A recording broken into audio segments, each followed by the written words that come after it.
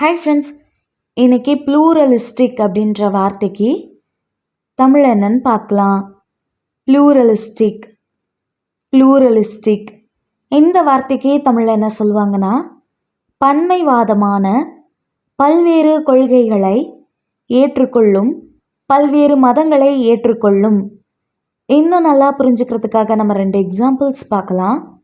First example, a pluralistic society values diversity and inclusion. பன்மையான சமூகம் வேறுபாடுகளையும் சேர்க்கைகளையும் மதிக்கிறது. Second example, the debate reflected a pluralistic range of opinions. விவாதம் பல்வேறு கருத்துக்களின் பன்மையை பிரதிபலித்தது.